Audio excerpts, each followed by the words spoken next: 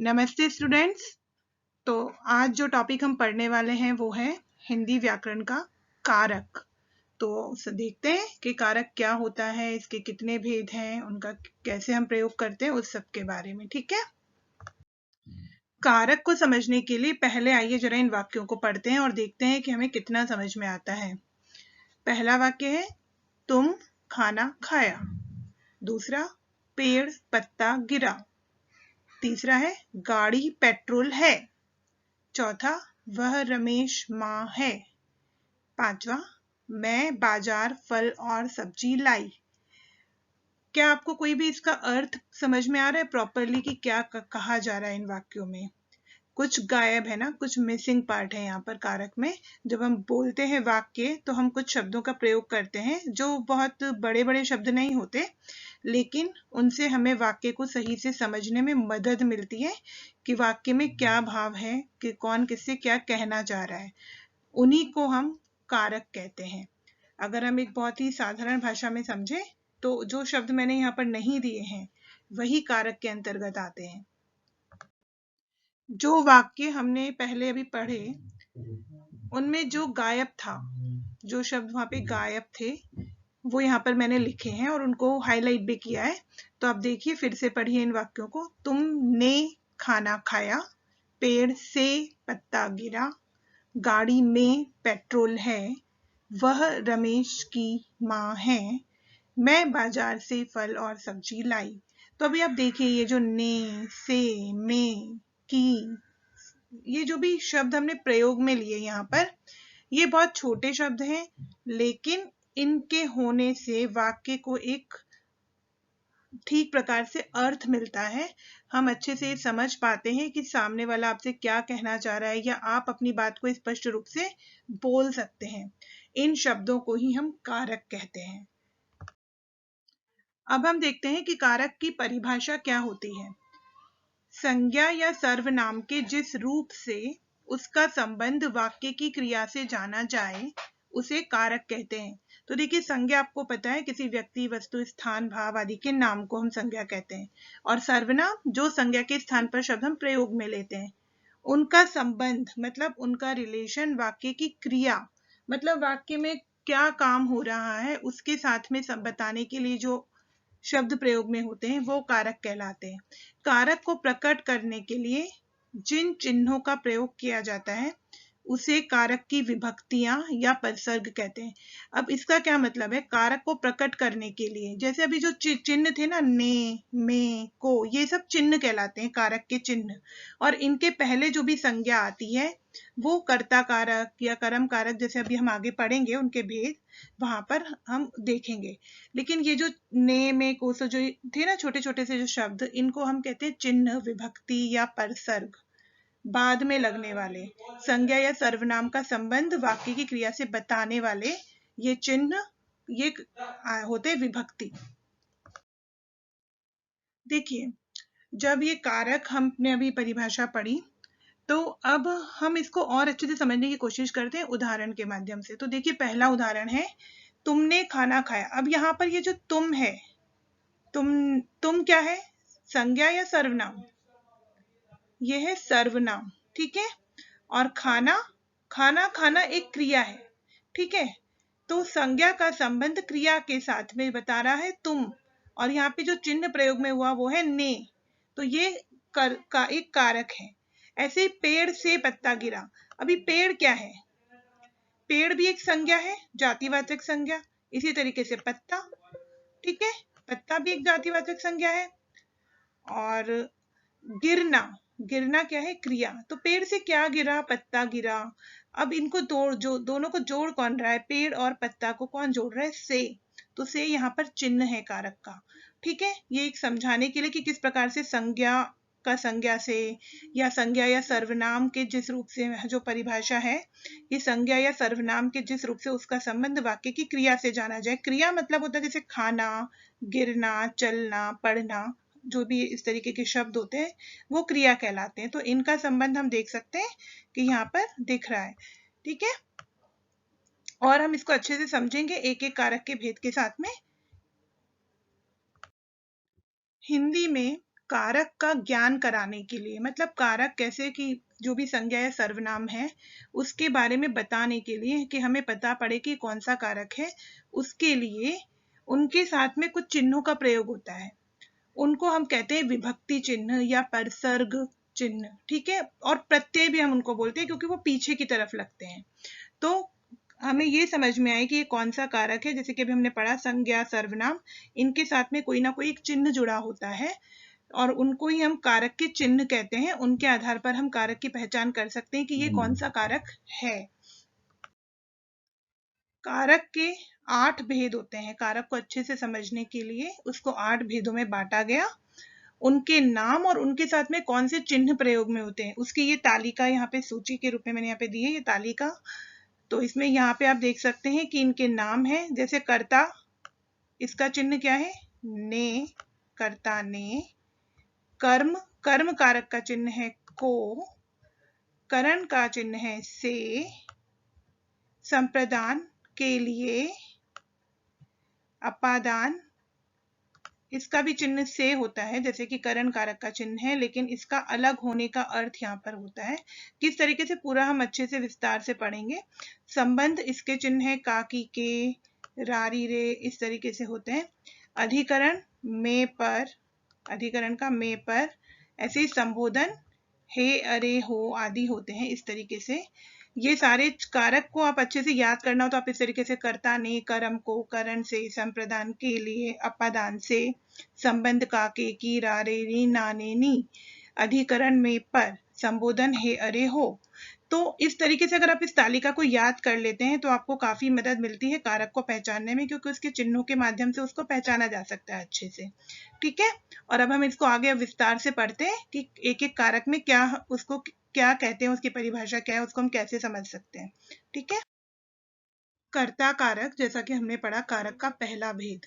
तो अगर हम इसके नाम को देखें, कर्ता, थोड़ा सा इसको समझे, इसी नाम को ही थोड़ा सा याद रखने के लिए, समझने के लिए, कि जो भी काम को करने वाला होता है उसे हम कर्ता कारक कहते हैं। जैसे आपके सामने जब कोई वाक्य है, उस वाक्य में ये देखिए कि क्या कार्य हो रहा है, क्या काम किया जा रहा है, और फिर ये सोचिए कि उस काम को कौन कर रहा है, वो कर्ता कारक होगा। ठीक है। तो इसकी परिभाषा है कि संज्ञा या सर्वनाम के जिस रूप से क्रिया के करने वाले का बोध हो, मतलब क्रिया कौन कर रहा है उसके बारे में पता पड़े, उसे हम कर्ता कारक कहते हैं। तो अभी यहाँ पर देखिए, जैसे कि पहला उदाहरण जो मैंने उदाहरण दिए हैं, राम ने रावण को मारा। ठीक है। राम ने रावण को मारा। अब इसमें काम कौन सा हो रहा है, क्या हो रहा है, काम क्या हो रहा है? मारना। काम कौन सा हुआ? मारने का। ये क्रिया है हमारी। ठीक है। अब ये क्रिया कर कौन रहा है, ये काम किसने किया? मारने का काम यहाँ पे किसने किया है? यहाँ पे राम ने। तो राम क्या है? कर्ता कारक। इसी प्रकार से अगर आप देखें, सीमा स्कूल जाती है। काम कौन सा हो रहा है? स्कूल जाने का। ठीक है। काम कौन सा हुआ? स्कूल जाने का। लेकिन ये काम कर कौन रहा है? सीमा। तो ये सीमा क्या है? कर्ता कारक।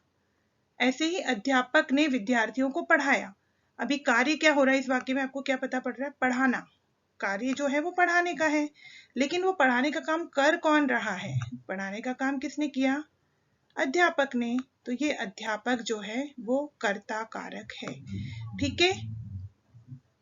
समझ में आया कि यहाँ पे आपको कर्ता कारक को कैसे पहचानना है। पहले आपको देखना है कि क्रिया क्या हो रही है, फिर वो क्रिया किसके द्वारा की जा रही है, वो कर्ता कारक। जैसे यहाँ पे है राम, इस वाक्य में दूसरे में है सीमा, तीसरे में है अध्यापक। ठीक है।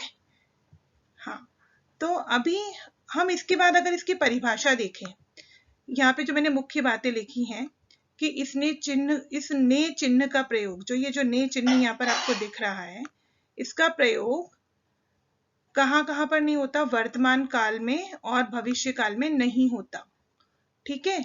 मतलब आप अगर अभी कोई काम करें, जैसे देखिए इसका दूसरा वाक्य, सीमा स्कूल जाती है, क्योंकि जाती है तो वर्तमान काल की हम बात कर रहे हैं एक तरीके से। तो यहाँ पर देखिए कि जो ने चिन्ह है आपको नहीं दिख रहा है, यहाँ ने चिन्ह गायब है, लेकिन कर्ता कारक है सीमा, क्योंकि स्कूल जाने का काम हो रहा है और वो कौन कर रहा है? सीमा। लेकिन ने नहीं यहाँ पर आया। ठीक है। इसी प्रकार से इसका प्रयोग भविष्य काल में भी नहीं किया जाता। ठीक है। तो कई बार ऐसा हो सकता है कि आपको ने का चिन्ह नहीं दिखे लेकिन कर्ता कारक वहां पर हो। ठीक है, पहचानने का तरीका मैंने आपको समझाया कि किस तरीके से पहचान। कर्ता कारक का चिन्ह ने है, लेकिन कभी कभी ऐसा हो सकता है कि कर्ता कारक का जो चिन्ह, ये ने जो चिन्ह है वो ना दिखकर हमें वहां पर कोई दूसरे चिन्ह दिखे। जैसे कि वहां पर को हो सकता है, ठीक है, से हो सकता है। किस तरीके से, देखिए, बालक को अब सो जाना चाहिए। अभी सोने की बात हो रही है, सोने का कार्य, लेकिन वो किसके लिए हो रहा है? बालक के लिए। ठीक है, तो यहाँ पे कर्ता कारक बालक।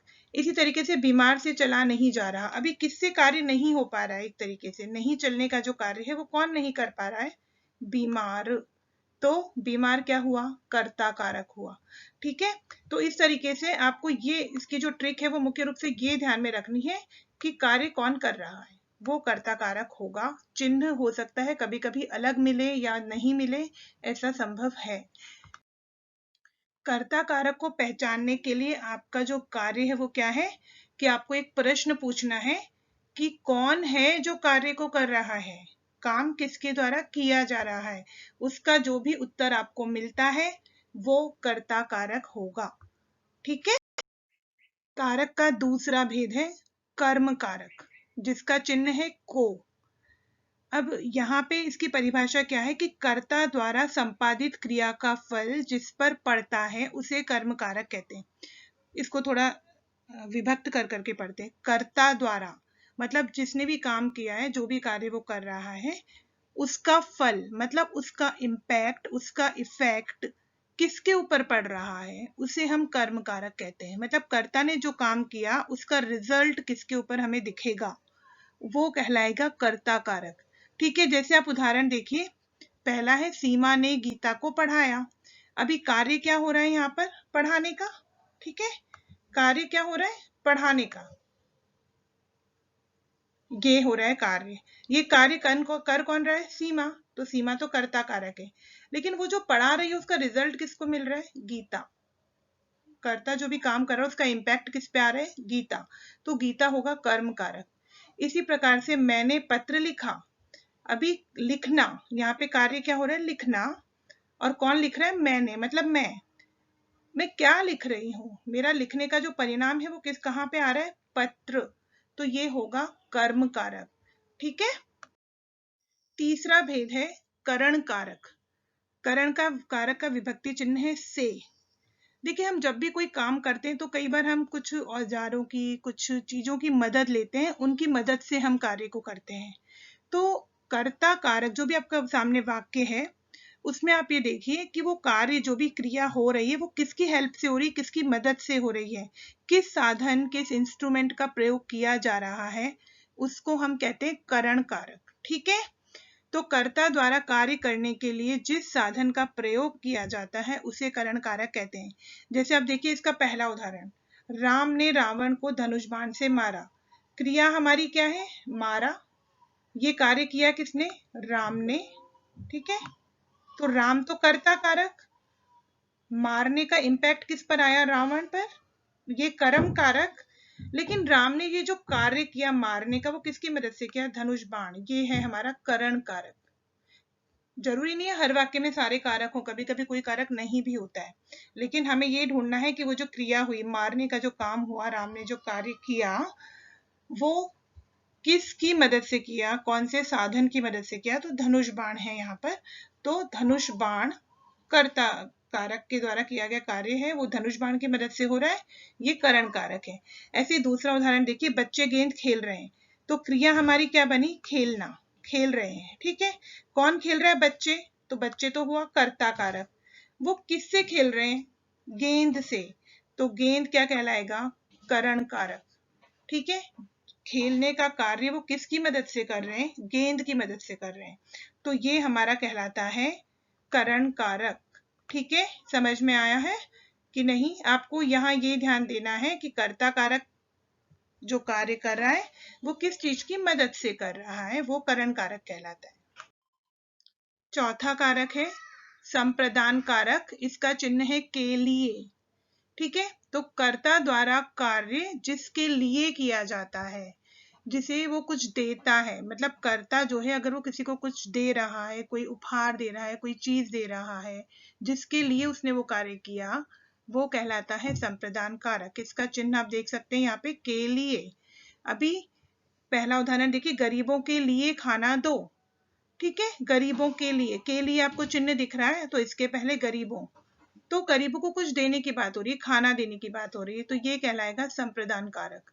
माँ अमन के लिए उपहार लाई, उपहार लाने का कार्य हुआ, वो किया माँ ने, ये हुई कर्ता कारक। किसके लिए उपहार लाई? अमन के लिए, तो अमन क्या है हमारा? संप्रदान कारक है, ठीक है। इसी तरीके से यहाँ पर गरीबों के लिए में गरीबों संप्रदान। अभी ये सोहन ने शाम को गाड़ी दी, अभी गाड़ी देने का कार्य हो रहा है, वो कौन दे रहा है? सोहन, तो ये कर्ता कारक। लेकिन किसको गाड़ी देने का काम हो रहा है? शाम को। अब आप कह सकते हैं कि ये कर्म कारक का चिन्ह है, को तो क्या है? कर्म कारक का चिन्ह है, लेकिन फिर भी ये संप्रदान में कैसे है? क्योंकि यहाँ पर कुछ देने का भाव है ना, इसलिए ये यहाँ पर संप्रदान कारक में आएगा, ठीक है। और इसको और थोड़ा सा ध्यान रखने के लिए देखिए, मैं आपका ध्यान यहाँ पर लेकर जाती हूँ कि ये जो शब्द है इसमें प्रदान, ये देखिए यहाँ पे प्रदान, प्रदान शब्द का अर्थ क्या होता है? कुछ देना, ठीक है। तो जब हम किसी को कुछ देने के लिए जब बात हो रही है, किसी को कुछ हम चीज दे रहे हैं, उपहार दे रहे हैं, कोई भी कार्य हम इस तरीके से देने वाला कर रहे हैं, वहां पर होगा संप्रदान कारक, ठीक है। इसको आप थोड़ा सा इस तरीके से याद रख सकते हैं कि प्रदान मतलब देना, तो जहां भी कुछ देने की बात की जा रही है और किसको कुछ देने की बात हो रही है, वो संप्रदान कारक है, ठीक है। तो इस वीडियो में हमने समझा कि कारक क्या होते हैं, कारक के कितने भेद होते हैं, और 4 कारक के बारे में हमने विस्तार से जाना। एक बार फिर से पुनः हम दोहराते हैं कि कारक के 8 भेद होते हैं, और किस कारक का क्या चिन्ह है वो तालिका फिर से मैंने आपके सामने रखी है, ताकि आप इस तालिका को अच्छे से याद कर सकें। और आगे के 4 भेदों को समझने के लिए कारक का दूसरा वीडियो देखें। तब तक के लिए धन्यवाद।